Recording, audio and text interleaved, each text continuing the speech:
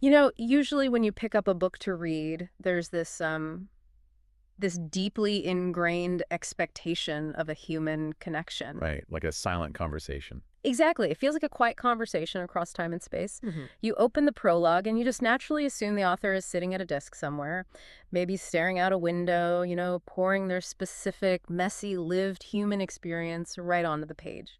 You expect a person. Yeah, it's a fundamental assumption we make every time we engage with art or literature. Hmm. I mean, we're inherently looking for the human mind, the consciousness behind the words. Right. And then you step into the world of today's deep dive, and suddenly that foundational assumption just completely It shatters. really does. You open this book, and you're immediately met with this passionate, beautifully articulated warning. It talks about the massive turning points of human history, how humanity first discovered fire, how we invented the wheel, how we eventually harnessed electricity. Yeah, it paints this incredibly vivid picture of how we're standing on the precipice of a brand new era right now, Mhm. facing a choice between, well, unparalleled utopian possibility and almost unimaginable peril. And it's moving. It feels incredibly urgent. And Mhm. then you reach the very end of that prologue, and there's a single jarring sentence waiting for you. Yeah. The above was written by an AI. It completely pulls the rug out from under you. You realize you were just moved by and empathizing with a string of complex mathematics executing on a server somewhere. Which is terrifying, but also amazing. Honestly, that is the perfect, chilling setup for what we're exploring today. Okay, let's unpack this. We are diving deep into the source material from Mustafa Suleyman's book, The Coming Wave. And for some context for everyone, Suleiman is the co-founder of DeepMind, which is, undeniably one of the world's leading artificial intelligence companies. He's not a spectator.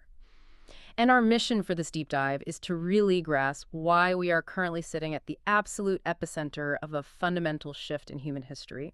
We're going to explore why these converging technologies, specifically AI and synthetic biology, are unleashing a scale of power that humanity has never dealt with before. Power that is, frankly, incredibly difficult, perhaps even impossible to contain. Exactly. And finally, we'll try to find out if there is a narrow path forward for us. A way to navigate all of this without losing our humanity in the process. It's a monumental topic, and I think what makes Suleiman's perspective so vital to our understanding is his vantage point. I mean, he isn't an outsider looking in, throwing stones at the tech industry from some ivory tower. Right, he's a true insider. Exactly. He was literally in the room when some of the most significant world-altering AI breakthroughs of the last decade Yeah. actually happened. But rather than offering us a rosy, frictionless, techno-utopian vision of the future, he is sounding a massive, urgent alarm. Yeah, the core argument here is that we are shifting from an era where technology was merely a tool we wielded to a radically different era, one where we're actively engineering intelligence and life itself. And before we get into the actual mechanics of how this is happening, which we will absolutely do so, we really need to talk about how people react when they first hear about this stuff. Oh, this is so important because there is a very specific, very human psychological trap that you, me, and pretty much everyone falls into when confronted with this information. The source material refers to it as pessimism aversion. Right. Pessimism aversion is a crucial concept to understand up front because it acts as a mental roadblock. It's an ingrained, almost physiological emotional response that we all share. Like a defense mechanism. Exactly. Essentially, it's our gut-level refusal to accept the possibility of seriously destabilizing or catastrophic outcomes. When we're faced with truly terrifying data that threatens our sense of safety and normalcy, our natural evolutionary instincts is to just put our heads in the sand. We tell ourselves, well, people are smart, the experts will figure it out, society always adapts. We actively filter out the doom because holding on to it is just psychologically exhausting. Yeah, there's this incredibly revealing anecdote in the text about a high-level seminar he attended. Picture a room full of highly educated, influential people, policymakers, scientists, the people who are supposedly in charge of anticipating global risks. Well, setting the scene. And a professor, someone with 2 decades of hard experience in biology, gets up and starts explaining how DNA synthesizers are plummeting in price and increasing in capability. Now, to be clear on what that means for the listener, a DNA synthesizer is basically a 3D printer for biology. But instead of using plastic filament, it uses the chemical building blocks of life: adenine, thymine, cytosine, guanine. Right. You can literally sit at a laptop, type out a genetic sequence, hit print, and the machine synthesizes a physical vial of that exact DNA. The technological leap there cannot be overstated. We have essentially digitized biology.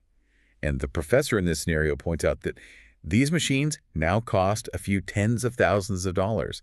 They can sit on a standard garage workbench. Wow. They're becoming accessible to anyone with a solid graduate-level understanding of biology. Right. And then the professor lands the punchline.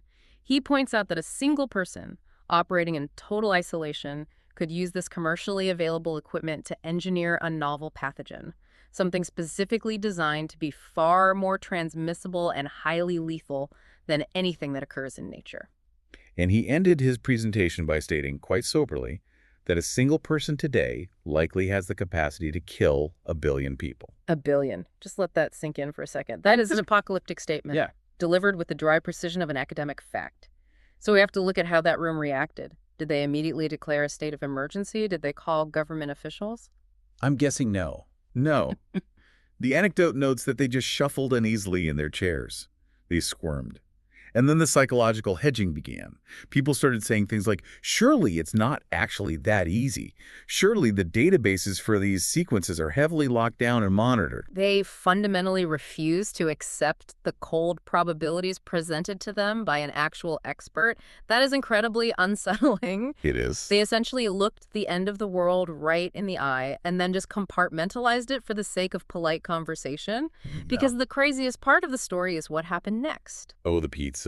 Yes. After spending the entire afternoon casually discussing the literal end of human civilization, they all went out for pizza. They sat around eating and chatting about the kids and their summer plans as if everything was completely normal. I mean, I think we all do that, don't we? It's just too big to hold in our heads. We do. It's a deeply human coping mechanism. But the entire premise of our deep dive today is that if we want to survive what is coming, we have to cure ourselves of this pessimism aversion. We have to look at the structural facts head-on, no matter how profoundly uncomfortable they make us. Because a new wave is not just coming. It is already here, washing over us. Exactly. And to truly grasp the magnitude of this wave, we need to zoom out a bit. We need to look at the vast historical pattern of human invention to understand exactly how humanity has historically handled new technology. The text points out something fascinating about that.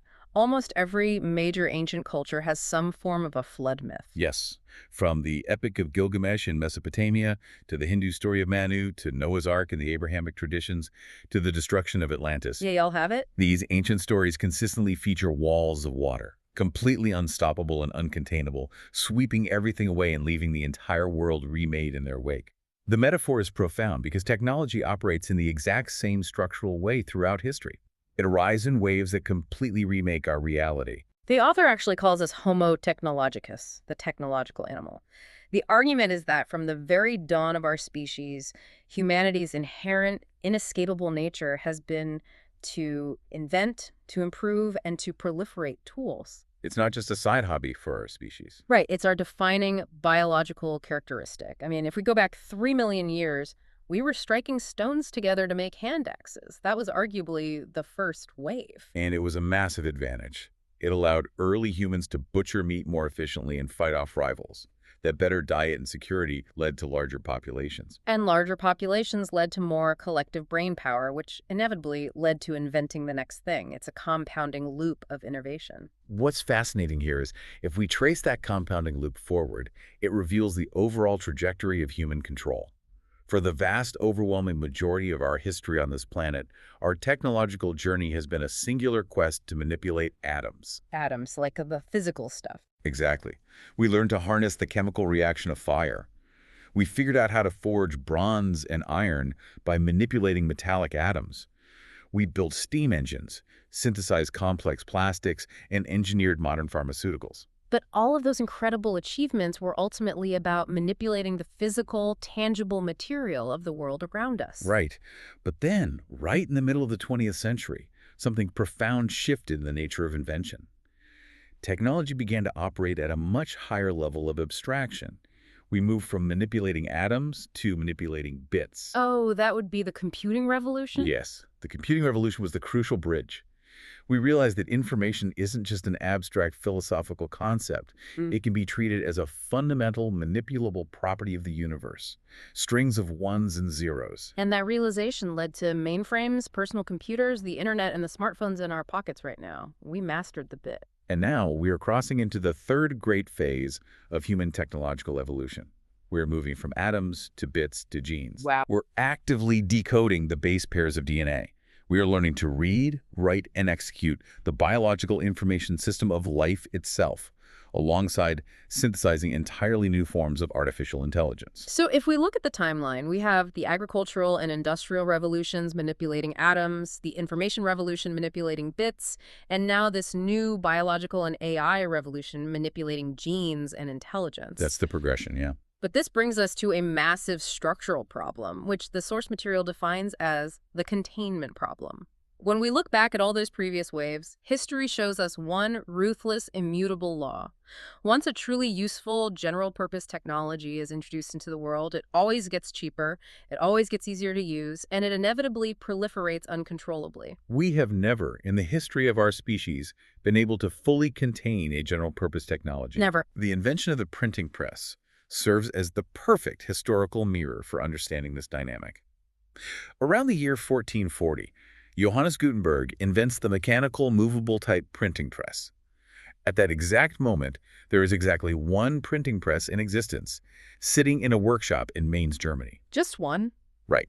If you were a ruling monarch or a religious authority who wanted to contain the printing press and stop the spread of information, that was your one and only window of opportunity.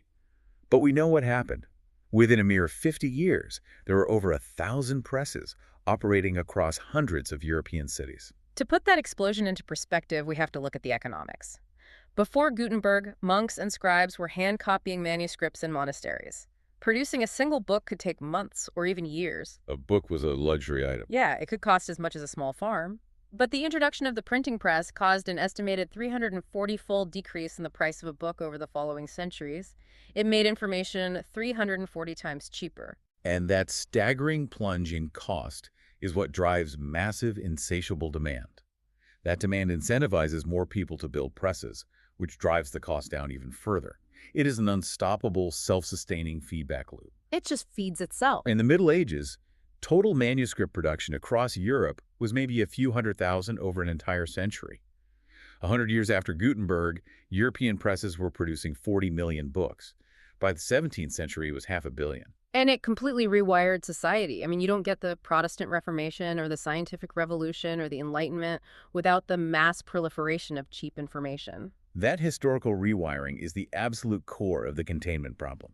Containment, in this context, means having the structural ability to monitor, curtail, control, and potentially even shut down a technology if it proves dangerous. But because of this relentless historical cycle of plunging costs and soaring demand, containment fails. Technologies diffuse globally. They become ubiquitous, woven into the very fabric of daily life. And as they spread, they invariably bring with them what sociologists call revenge effects. Ah, revenge effects. Yeah, meaning unintended consequences that bite back at the society using the tech. It's a bit more specific than just a general side effect, actually. A revenge effect occurs when a technology goes wrong in ways that directly contradict or undermine its original intended purpose.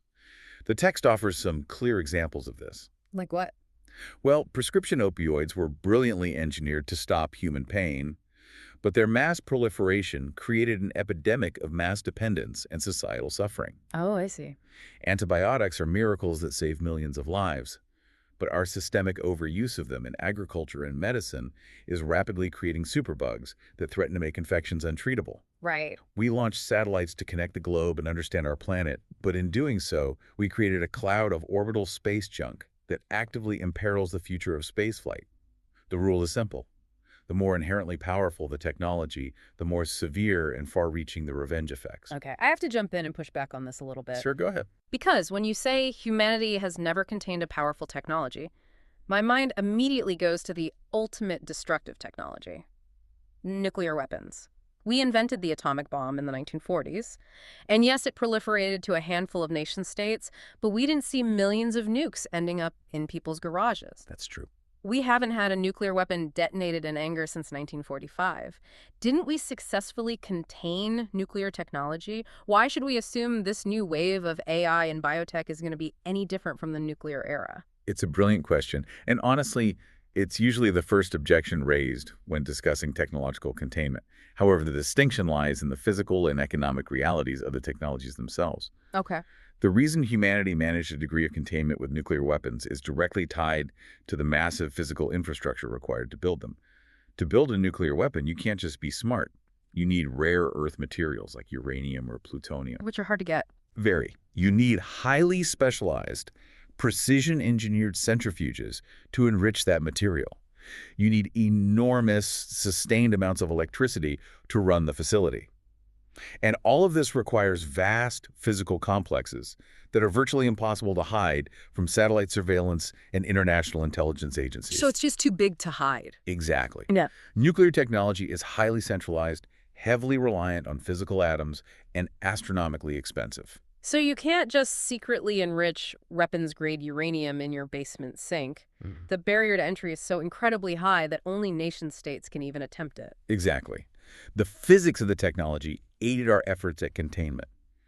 But AI and synthetic biology are fundamentally different in their nature. They're increasingly software-driven. They're undergoing a process of dematerialization. Right, going from atoms to bits. As we discussed with the DNA synthesizer, the physical tools required are shrinking rapidly. They're going from the size of massive factory floors down to the size of a microwave oven sitting on a desk. Wow. You no longer need a billion-dollar, heavily guarded government facility.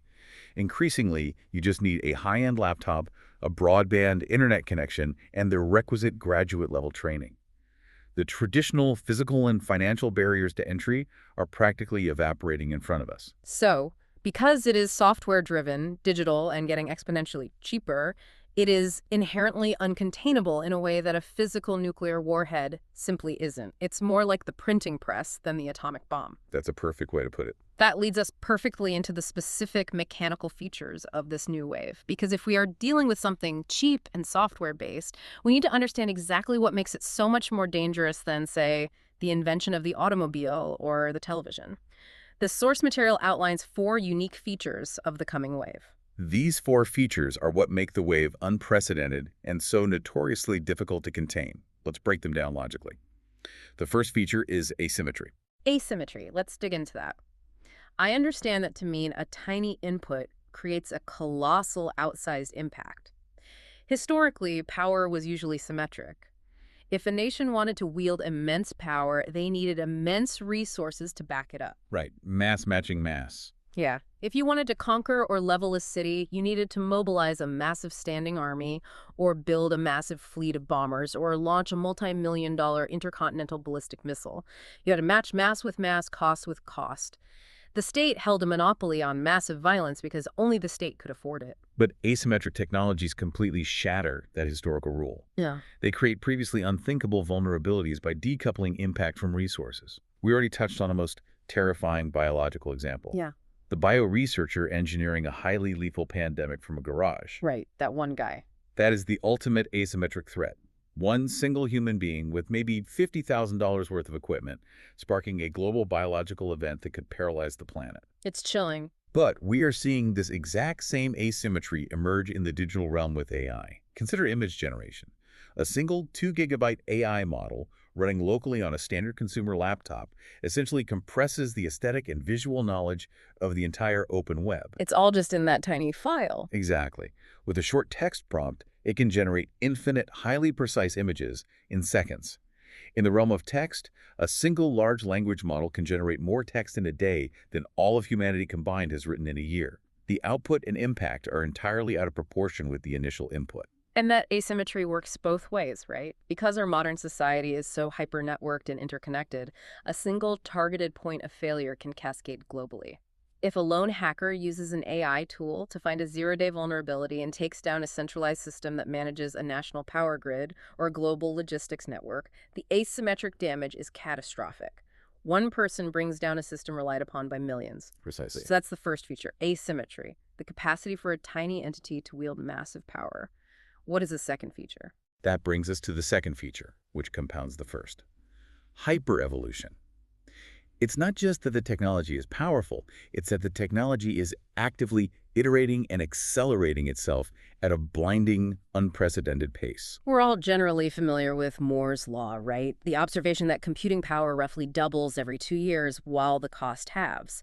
But what happens when the technology itself becomes the primary driver of its own evolution? You mean AI building AI? Yeah, you're talking about AI actually designing the next generation of microchips. Yes, and that is already happening. We are utilizing AI systems to map out circuit designs, optimize power consumption, and help engineer faster, more efficient hardware. That better hardware is then used to train even larger, more advanced AI systems, which in turn design even better hardware. It is a compounding closed-loop cycle. It just spins faster and faster. Suleyman highlights a specific watershed moment when he realized this hyper-evolution was breaking past our traditional models of progress. It occurred in 2016 during the famous match between DeepMind's AI, AlphaGo, and Lee Sedol, who was the human world champion of the ancient board game Go. Oh, I remember this. For context, Go isn't like chess. It is played on a 19 by 19 grid, and there are more possible board configurations than there are atoms in the observable universe. That daggering. You can't just program a computer to brute force calculate every possible move like IBM did with chess. Go requires a level of human intuition, pattern recognition, and kind of feeling the board. Computer science experts broadly assumed an AI capable of beating a world champion was still at least a decade away. That was the consensus. But AlphaGo didn't just win this series. It won in a way that deeply unnerved the experts. In Game 2, AlphaGo played a specific move, Move 37. To the human commentators and Go masters watching globally, the move looked like a bizarre mistake. They thought it glitched. Exactly. It violated classical Go theory. But as the game progressed, they realized it wasn't a glitch. It was a stroke of utterly alien genius. The AI had perceived a deep strategic pattern that thousands of years of human play had entirely missed. Wow. It was a clear, undeniable signal that AI was evolving beyond simple brute force calculation and entering the realm of complex, emergent capability. And the truly alarming part is that this hyper-evolution isn't happening on a recognizable human timeline of centuries or decades. It is compounding in a matter of years and months. So the threat is asymmetric, and it is hyper-evolving. That leads to the third feature, omni-use, meaning it's entirely general purpose. I'm trying to think of a good way to visualize this. Often people say it's like a Swiss Army knife, but I think a better metaphor for omni-use AI is water. Well, water is an excellent analogy. Let's explore that. Well, water is fundamental and completely agnostic to how it's used. A river can carve out the majesty of the Grand Canyon over millennia. It can quench a person's thirst and keep them alive. But that exact same water, in a different context, can form a tsunami and drown an entire city in an afternoon. Right. You can't ban water because of the threat of floods, because you absolutely need it to survive and grow crops. The substance itself is completely neutral. Its impact depends entirely on the intent and context of its application. That perfectly captures the dual-use dilemma of the coming wave. The omni-use nature of AI means the underlying technology is inherently agnostic to human morality. It doesn't know good from bad. No. Take a modern large language model, or LLM. A small business owner can use that model to draft a brilliant, highly targeted marketing campaign, synthesize market research, and save thousands of hours of labor. That is an incredible positive use case. But that exact same underlying neural network with the exact same architecture can be prompted by a bad actor to write highly persuasive, polymorphic, malicious code that evades cybersecurity defenses. It can generate millions of flawless, personalized phishing emails to execute a massive, automated cyber attack. Because it's the same tool. You cannot cleanly, surgically separate the good uses from the bad uses because the foundational capability, understanding, and generating complex patterns is exactly the same. Which is precisely why traditional containment is so maddeningly difficult. You can't just pass a law banning the bad AI because the good AI that runs your hospital scheduling system is built on the exact same software architecture. It's omni-use. And that brings us to the fourth and perhaps most structurally unsettling feature of the coming wave: autonomy. If we connect this to the bigger picture of human history, this is the exact moment we begin to reach the limits of human agency. For all of human history, technology has fundamentally been a tool that we wield. A hammer doesn't swing itself.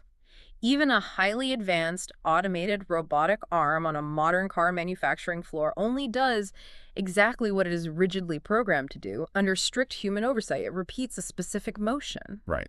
But we are moving rapidly towards systems that can execute complex multi-step goals without needing a human in the loop to hold their hand. The author introduces a crucial term here to describe this shift, ACI, which stands for Artificial Capable Intelligence. ACI. In popular culture, we're often distracted by the sci-fi concept of AGI, Artificial General Intelligence, which is the scenario where a computer becomes a super being, smarter than humans at absolutely everything, possessing consciousness. Like Skynet. Right, like Skynet. Suleiman argues that agonizing over AGI is a bit of a red herring right now. The immediate practical threat is ACI. These are systems that are highly capable of achieving specific complex objectives in the real world. He proposes a new way to measure this, right? A modern Turing test. The original Turing test, proposed by Alan Turing in the 1950s, was simply a test of deception. Could a machine type text in a chat window well enough to fool a human into thinking they were talking to another human? That's just about mimicking conversation. Yeah, but Suleiman's modern Turing test is entirely functional and action-oriented. Right. Yes, the modern Turing test shifts the focus from mimicking conversation to executing real-world agency. He suggests the test should look something like this. Okay, let's hear it. We give an AI system an initial seed investment, say $100,000, and we give it a single high-level abstract goal. Go make $1 million on an e-commerce platform like Amazon in the next few months. That is the only prompt. If you're listening to this right now, think about your own job for a second. Think about all the discrete steps required to pull that off. An ACI passing this test wouldn't just be generating text. It would independently research current market trends to identify a lucrative product gap. It would autonomously contact manufacturers on a site like Alibaba, negotiate pricing, and finalize contracts. It would draft the product designs and packaging. It would write the code for the web storefront. It would negotiate shipping and warehousing logistics. It would create the marketing copy, dynamically buy and adjust targeted ad campaigns across social media, and use natural language processing to manage all customer service inquiries and returns. All on its own. It would do all of this autonomously, stringing together dozens of complex subtasks to achieve the primary goal. It passes the test not by talking, but by doing. And once you have thousands or millions of these highly capable, autonomous agents operating in the wild, making financial decisions, executing code, interfacing directly with the global economy, the traditional idea of human oversight starts to evaporate. Right. How do you contain or regulate a technology that actively directs its own behavior and adapts to obstacles faster than the human regulator can even perceive them? Okay, let's take a breath and synthesize this. We are facing a suite of technologies that are asymmetric, giving individuals unprecedented destructive power. They are hyper-evolving, iterating themselves faster than human comprehension. They are omni-use, impossible to separate the good from the bad, and increasingly autonomous, acting without our oversight. That's the landscape. If it is genuinely this dangerous and inherently this uncontainable, the most obvious screaming question is, why don't we just stop? Yeah. Why don't the leading scientists and politicians look at this terrifying mat, collectively agree it's too risky, and just pull the plug?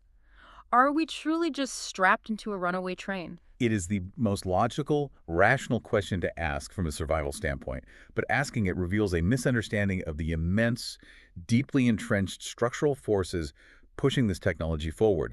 We aren't just coasting. There are powerful engines driving this runaway train. So what are they? Suleiman outlines a framework of 4 unstoppable incentives driving the wave. And if we look at them sequentially, they form an escalating trap that makes stopping almost impossible. The first incentive operates at the level of the individual creator. Ego. Ego. The sheer human desire to discover, to conquer the unknown, to be the very first person to cross a new frontier. Scientists and technologists are fundamentally driven by deep curiosity and a desire for legacy. Precisely. The text brings up a highly relevant, chilling quote from J. Robert Oppenheimer, the brilliant physicist who directed the Manhattan Project to build the atomic bomb. What did he say? Looking back on the process, Oppenheimer stated, when you see something that is technically sweet, you go ahead and do it, and you argue about what to do about it only after you've had your technical success. Technically sweet. What a terrifying phrase. It implies that the intellectual puzzle is so alluring, so beautifully complex, that solving it becomes an end in itself, completely divorced from the moral implications of the solution. You build the bomb or the AI just to prove that the math works, and you worry about the fallout later. And that individual ego is immediately amplified and weaponized by the second incentive, which operates at the corporate level, profit. We're not talking about a marginal increase in efficiency. We're talking about the potential to unlock trillions of dollars in new global GDP. Trillions. Capitalism structurally demands growth, and AI is the ultimate growth engine. The book points out that the global economy grew six-fold in the latter half of the 20th century. Even if this new wave of AI and synthetic biology only generates a fraction of that historical growth, it represents a staggering, almost